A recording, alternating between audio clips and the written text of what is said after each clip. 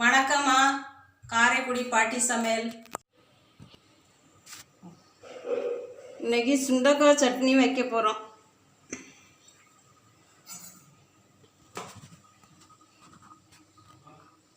கடாயை ஊற்றி எண்ணெயை ஊற்றிக்கிறணும். ஒரு ஸ்பூனு உளுந்தம்பருப்பு போட்டுக்கிறணும்.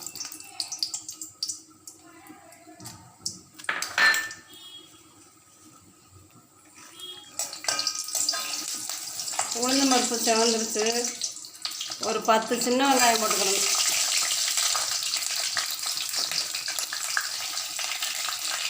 பத்து வரமிளகாய் போட்டுக்கணும்.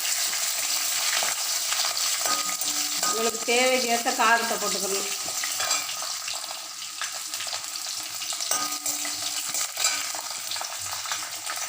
ஒரு கப்பு சுண்டைக்காய் எடுத்து வச்சுருக்கேன், 100 கிராம். அதையும் வதக்கிக்கிறேன்.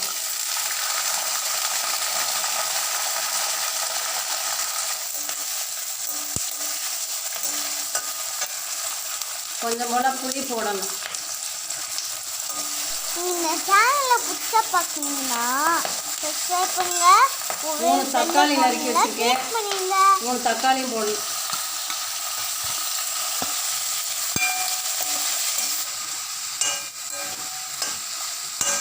சுண்டைக்காய் தக்காளி எல்லாம் நல்லா வதங்கிடுச்சு.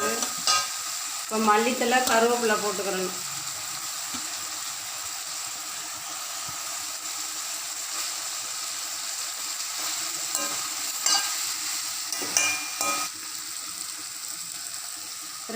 தேங்காய் 2 ஸ்பூன் போட்டுக்கிறணும். தேங்காய் வேணும்னா போட்டுக்கலாம், இல்லாட்டி நல்லா வதங்கிடுச்சு. நம்ம அரைச்சிக்கலாம். இப்போ இறக்கிடலாம். ஆற வச்சு அரைச்சிக்கலாம் மிக்சியில்.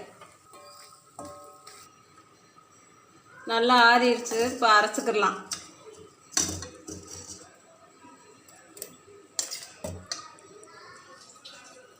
காணத்தக்கன கல் உப்பு போட்டு அரைச்சிக்கலாம். இப்போ தாளிச்சுக்கிறணும். இப்போ 1 ஸ்பூன் எண்ணெய் ஊற்றிக்கிறணும். எண்ணெய் காஞ்சிருச்சு. கடுகை போட்டுக்கலாம்.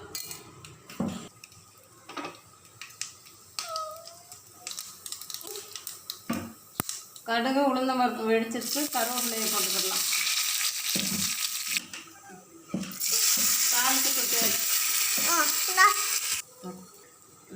சுண்டைக்காய் சட்னி ரெடியாச்சு. சுகருக்கு நல்லது, அயன் சத்து இருக்குது. நீங்களும் பிடிச்சிருந்தா உங்கள் வீட்டில் செஞ்சு பாருங்கம்மா.